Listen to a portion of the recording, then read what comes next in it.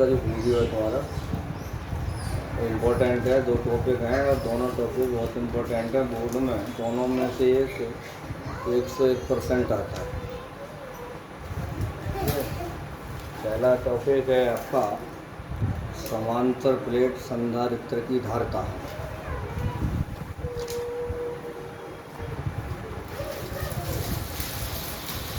कल आपके लिए भंजक प्रतिबल और भंजक विभवांतर वगैरह और प्रारब्ध सामर्थ्य वगैरह पढ़ा दी गई थी।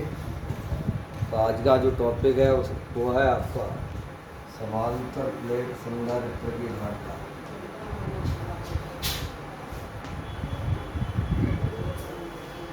समांतर प्लेट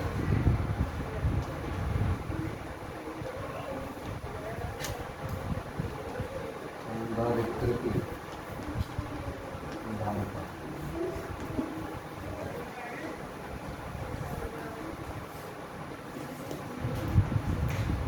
देखिए, इसको समझने के लिए आपको इसमें थ्योरी थोड़ी ज़्यादा लिखनी होगी। समझने के लिए ज़्यादा कुछ नहीं है। संधारित्र के बारे में मैंने कल आपको बता दिया है। समांतर संधारित्र एक ऐसा समायोजन है जिसमें किसी चालक के आकार में परिवर्तन किए बिना उस पर आवेश की पर्याप्त मात्रा संचित की जा सकती है, संधारित्र कहलाता है। अथवा दूसरी बात लिखवाई थी मैंने आपके लिए, संधारित्र किसी भी आकार के 2 ऐसे चालकों का युग्म है जो एक दूसरे के समीप हों तथा जिन पर बराबर और परंतु विपरीत आवेश हों, संधारित्र कहलाते हैं। संधारित्र की धारिता आई थी C = Q/V और उसी को अब बनाएंगे समांतर प्लेट संधारित्र की धारिता। तो इसके लिए आपको पहले फिगर बनाना होगा।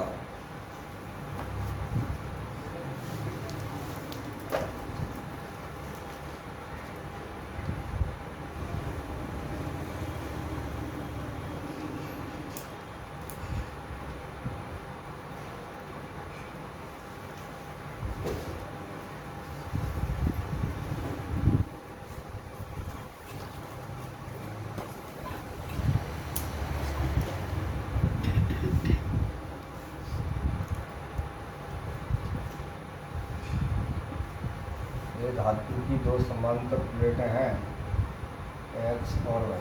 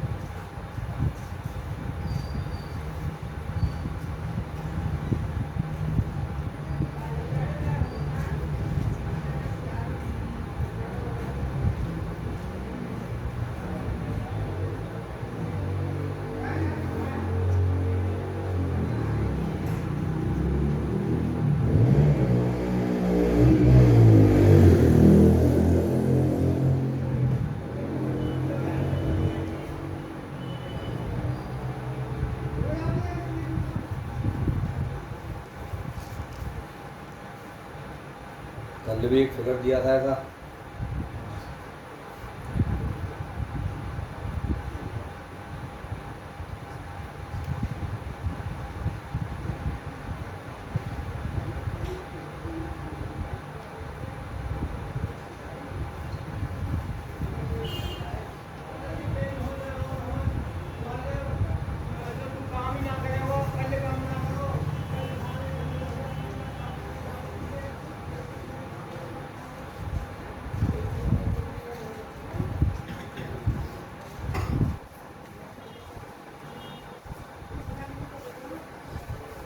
यानी समांतर प्लेट संधारित्र है, इसकी धारिता ज्ञात करनी है हमारे लिए। क्लियर होना ये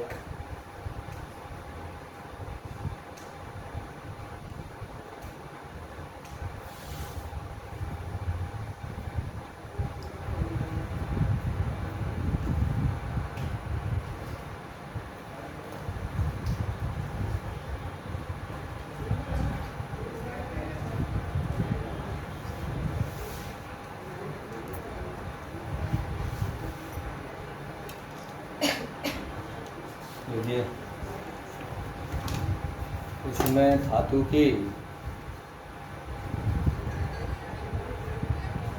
इसमें धातु की दो लंबी समांतर प्लेटें होती हैं,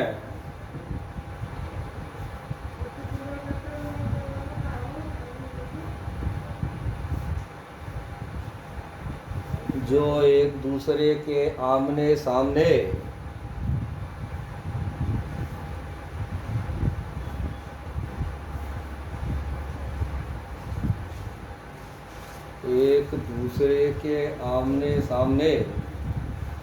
दो विद्युत रोधी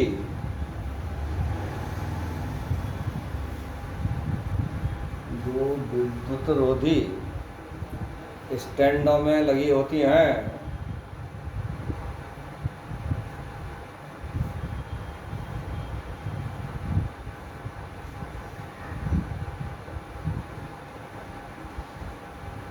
तथा इन प्लेटों के बीच में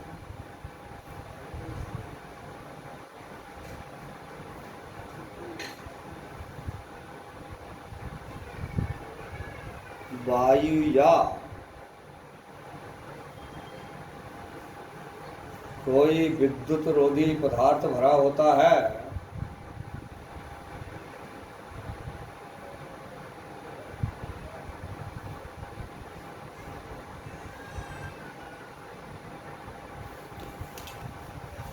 माना एक्स वाई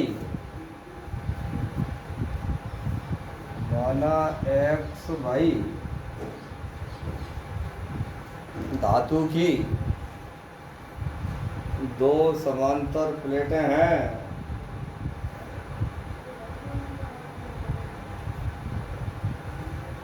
जिनमें प्रत्येक का क्षेत्रफल कैपिटल ए मीटर स्क्वायर है। लिखा नहीं गया है, यहाँ चित्र में नहीं दिखाया गया, माना शब्द बोला है मैंने। माना एक्स वाई धातु की दो समांतर प्लेटें हैं, जिनमें प्रत्येक प्लेट का क्षेत्रफल कैपिटल ए मीटर स्क्वायर है तथा प्लेटों के बीच की दूरी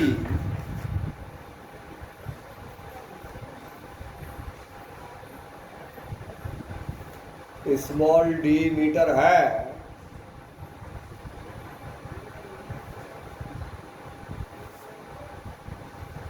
तथा इन प्लेटों के बीच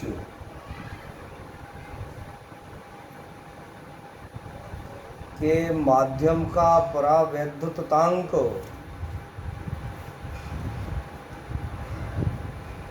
इन प्लेटों के बीच के माध्यम का परावैद्युतांक के है।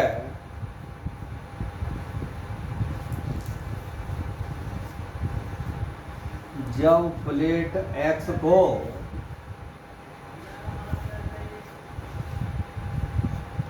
किसी विद्युत रोधी स्रोत द्वारा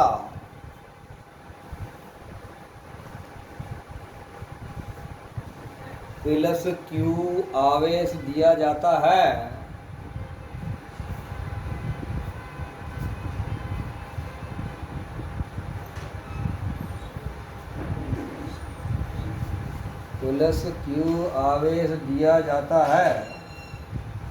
तो प्रेरण द्वारा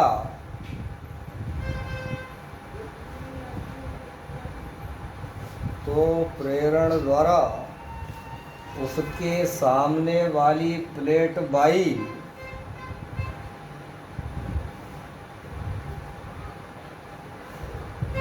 के भीतरी तल पर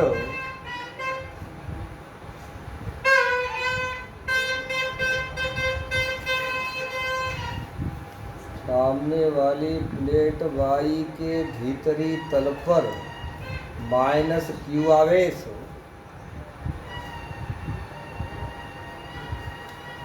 तथा बाहरी तल पर प्लस क्यू आवेश उत्पन्न हो जाता है।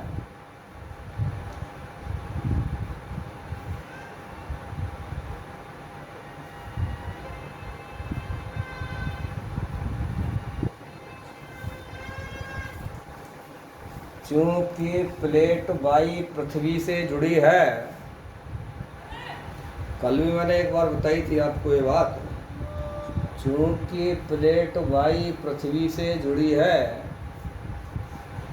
अतः बाहरी तल का प्लस आवेश धनावेश या प्लस क्यू आवेश कैसे भी लिख सकते हैं, बाहरी तल का प्लस क्यू आवेश पृथ्वी में चला जाता है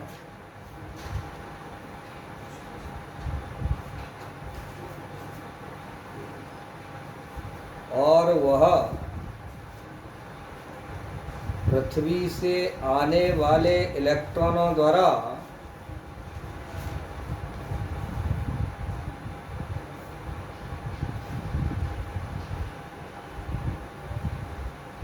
निरावेशित हो जाता है।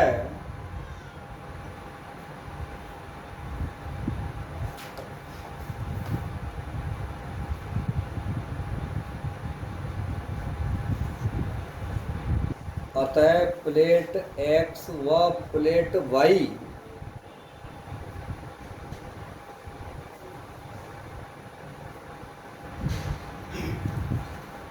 पर बराबर व विपरीत आवेश उत्पन्न हो जाते हैं।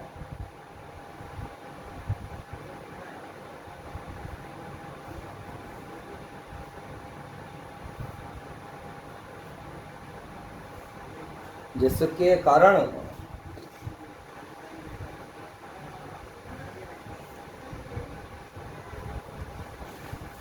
X प्लेट से Y प्लेट की ओर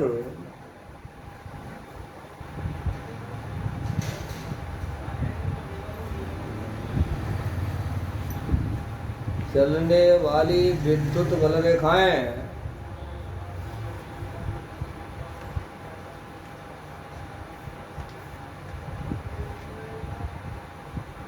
प्लेटों के किनारों को छोड़कर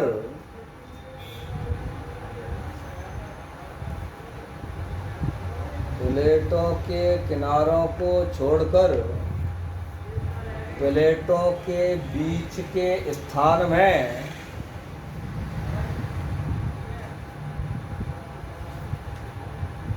सभी जगह एक समान होती हैं।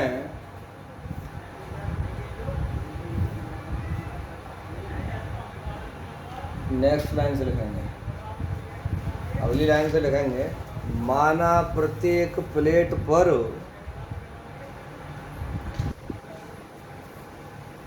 आवेश का पृष्ठ घनत्व सिग्मा है। माना प्रत्येक प्लेट पर आवेश का पृष्ठ घनत्व सिग्मा है, तब हम जानते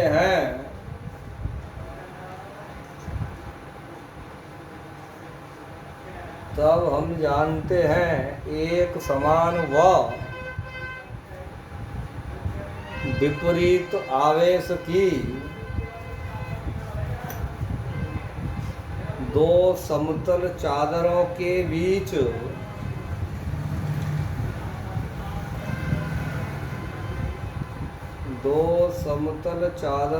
बीच वैद्युत क्षेत्र सिग्मा बट्टे एप्सिलॉन नॉट सिग्मा बट्टे एप्सिलॉन 0 होता है।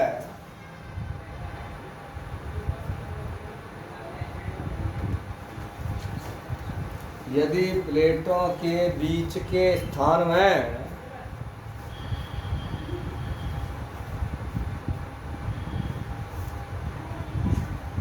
प्लेटों के बीच के स्थान में परावैद्युत माध्यम हो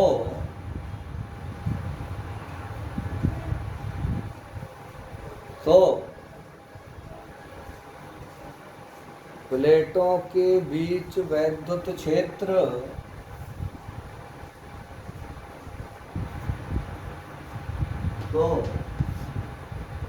प्लेटों के बीच वैद्युत क्षेत्र बहुत सिंपल है। समांतर प्लेट संधारित्र, इसमें थ्योरी ज़्यादा है समझने के लिए। अब इसके बाद बहुत सिंपल है, बहुत शॉर्ट है। देखिए, ये बात हम गॉस की पीरियड में मैंने पढ़ाई थी आपके लिए उस चैप्टर में, सही है ना। सिग्मा बट्टे एप्सिलॉन, दो प्लेटें ली थी, एक पर धनावेश था एक पर ऋणावेश था। उन चादरों के रूप में लिया था, तब उनके बीच में जो वैद्युत क्षेत्र की तीव्रता थी वो E बराबर सिग्मा बट्टे एप्सिलॉन 0 आई थी। अभी बात हमने कही है आपसे कि यदि इन प्लेटों के बीच कोई परावैद्युत माध्यम हो, जब परावैद्युत माध्यम होगा तो उसका परावैद्युतांक होगा, तब वैद्युत क्षेत्र की तीव्रता E बराबर सिग्मा बटे के एप्सिलॉन नॉट, E बराबर सिग्मा बटे के एप्सिलॉन नॉट होगी।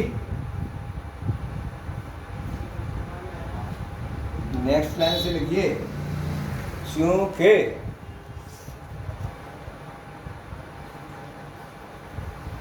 प्रत्येक प्लेट पर आवेश Q है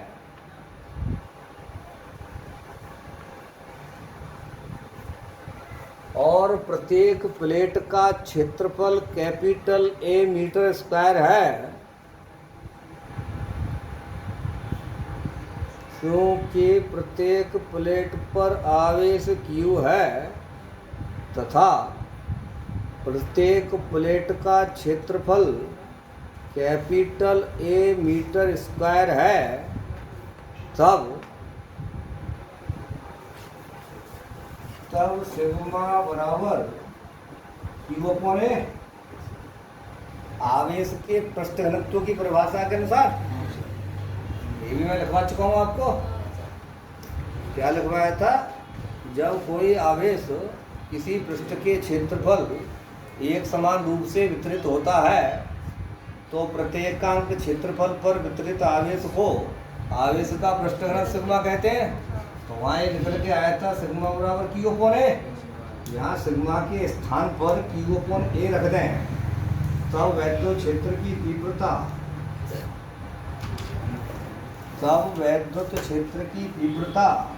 E बराबर Q बटे के एप्सिलॉन नॉट A।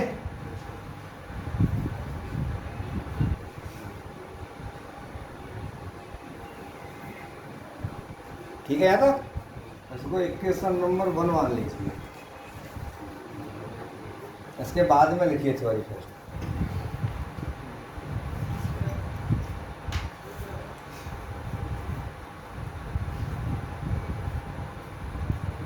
समांतर प्लेट संधारित्र की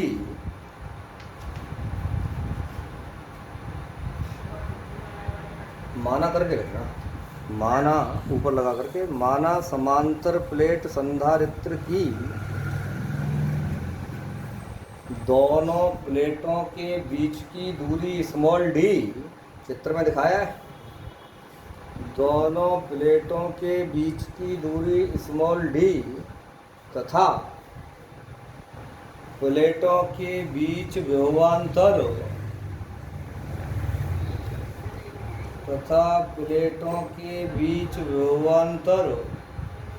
V वोल्ट हो, तब वैद्युत क्षेत्र की तीव्रता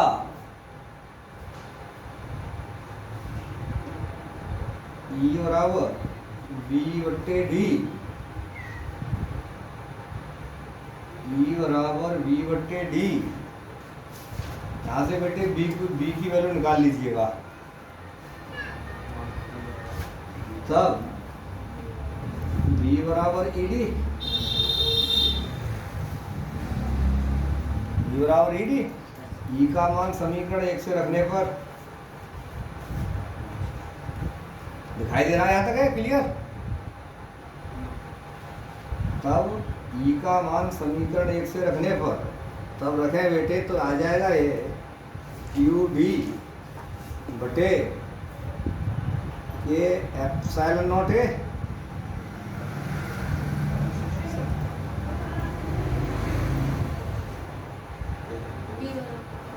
बी बराबर इतना आ जाएगा ना, ठीक है।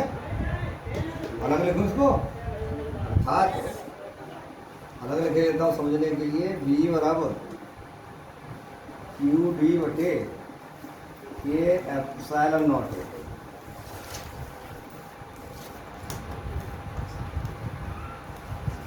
सब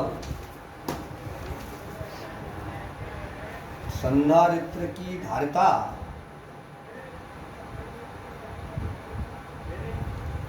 तब संधारित्र की धारिता C बराबर Q अपॉन V। ये धारिता का सूत्र है भाई, C बराबर Q अपॉन V। बस V का मान यहाँ रख दीजिए, तब Q बटे क्यू डी बटे ये एप्सिलॉन नॉट है। Q से Q कट जाएगा, तब C बराबर आ जाएगा आपका ये एप्सिलॉन नॉट ए बट्टे डी फैरड।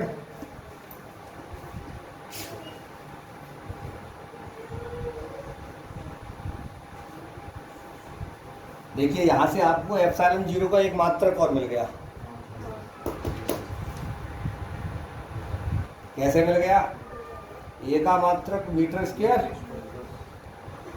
के का कोई मात्रक नहीं, डी का मात्रक मीटर, मीटर स्क्वायर से 1 मीटर कट जाएगा, सी का मात्रक फैरड, तो एप्सिलॉन नॉट का मात्रक हो जाएगा फैरड प्रति मीटर। एक मात्रक और मिल गया। यहाँ एप्सिलॉन 0 क्या है? निर्वात की विद्युतशीलता है। तब जहाँ एप्सिलॉन नॉट बराबर 8.85 गुणा 10⁻⁻12 फैरड प्रति मीटर।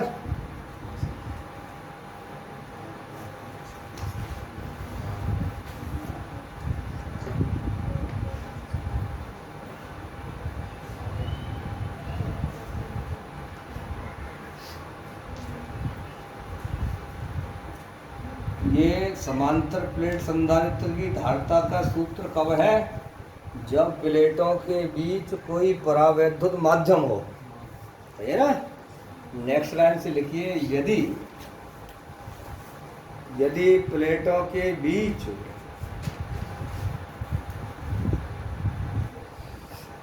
वायु या निर्वात हो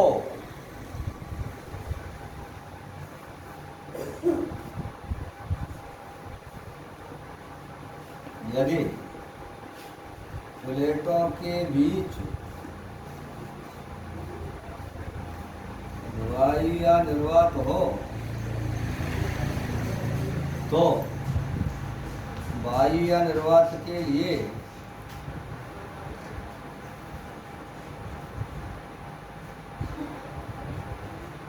आ रहा है पूरा K बराबर 1। वायु या निर्वात के लिए K बराबर 1, तब संधारित्र की धारिता तब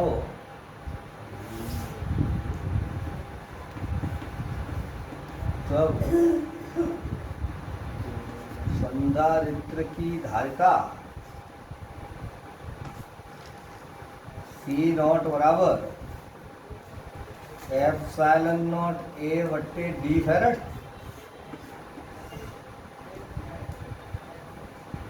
समझ में आ रहा है? वायु या निर्वात के लिए संधारित्र की धारिता CO बराबर एप्सिलॉन नॉट A बटे D।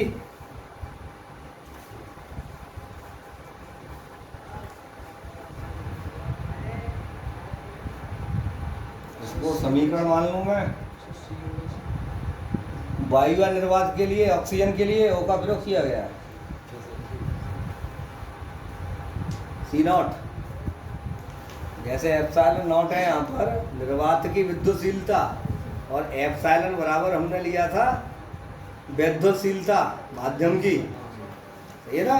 वो इसी तरह से है, तो यहाँ CO बराबर एप्सिलॉन नॉट A बटे D। यहाँ से भी आपको क्या निकालना है, परावैद्युतांक निकालना है।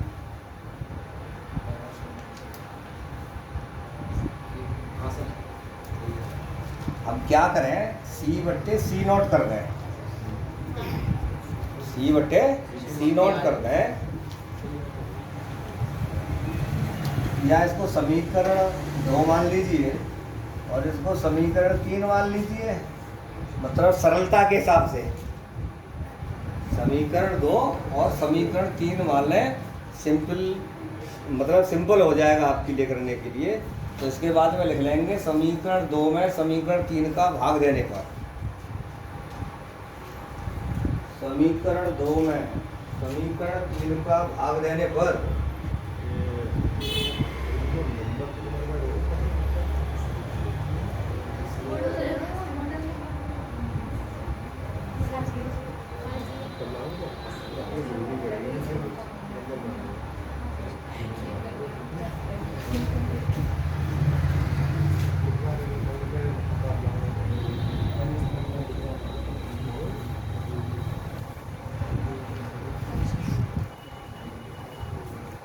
तब यहाँ कर दो, तब C बट्टे C0 बराबर के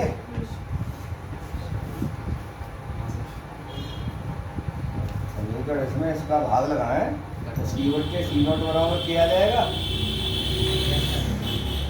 इसका आगे लिखिए K का मान, अंडरलाइन कर लेना इस बात के लिए, K का मान 1 से अधिक होता है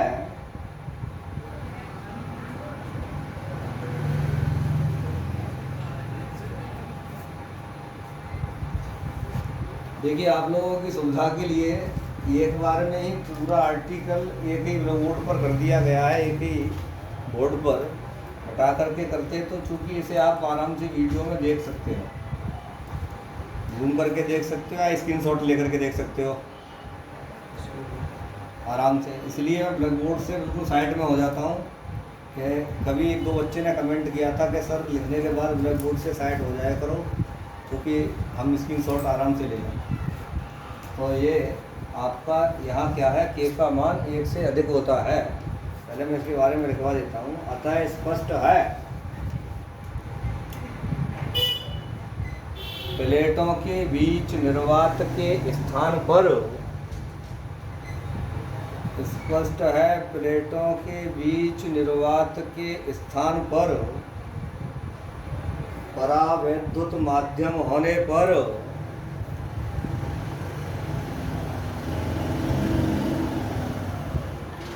प्लेटों के बीच निर्वात के स्थान पर परावैद्युत माध्यम होने पर संधारित्र की धारिता K गुना बढ़ जाती है। संधारित्र की धारिता K गुना बढ़ जाती है।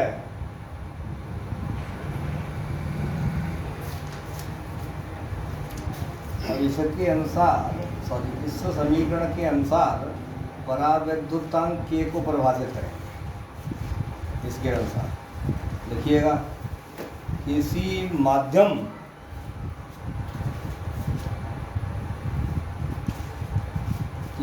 माध्यम का परावैद्युतांक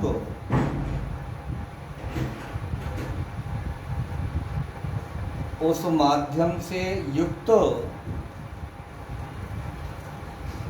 किसी माध्यम का परावैद्युतांक उस माध्यम से युक्त संधारित्र की धारिता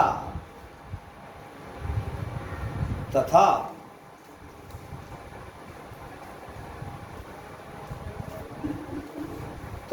उसी आकार के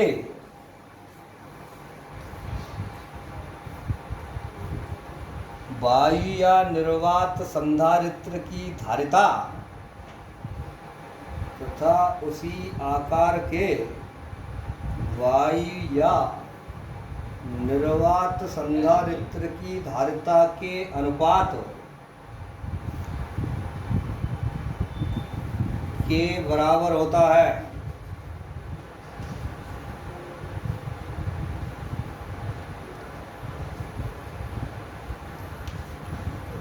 अथवा दूसरी तरह लिख लीजिए, अथवा दूसरी तरह से परिभाषा लिख लीजिए, जो सी तरह से आपको याद हो जाए। ये बात मैंने पहले चैप्टर में जब पढ़ाया था तभी बताई थी कि परावैद्युतांक की परिभाषा आगे जाकर के और नए तरीके से आएगी। और कभी कभी नाम से पूछ लेता है कि उसके आधार पर परावैद्युतांक को परिभाषित कीजिए, इसलिए मैं अलग अलग लिखवा रहा हूँ उसके लिए। इसकी परिभाषा अलग दूसरी तरीके से लिख लीजिए। देखिए, किसी माध्यम से युक्त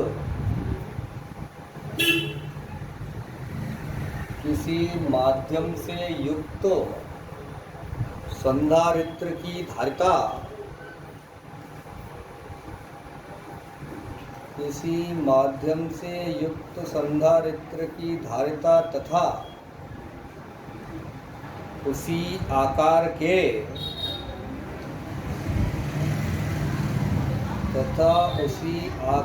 के वायु या निर्वात संधारित्र की धारिता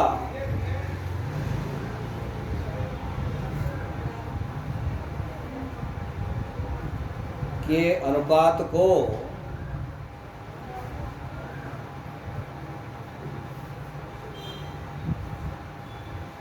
किसी माध्यम का परावैद्युतांक कहते हैं।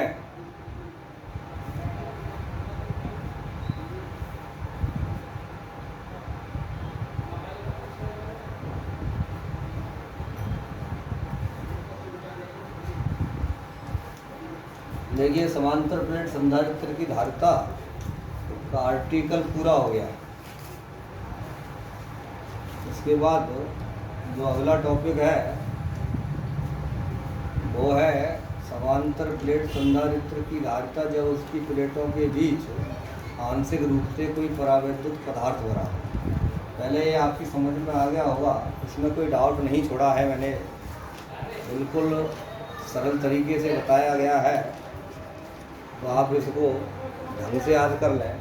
इम्पोर्टेंट है, एक चीज़ ध्यान रखना, कभी कभी ये शब्द समांतर प्लेट संधारित्र की धारिता न लिख करके वो यहाँ तक की बात लिखता है, यहीं तक छोड़ देंगे कोई बात नहीं है। बोर्ड में अगर हेडिंग इस तरह से आती है, वो देता है वायु या निर्वात संधारित्र की धारिता का सूत्र स्थापित कीजिए।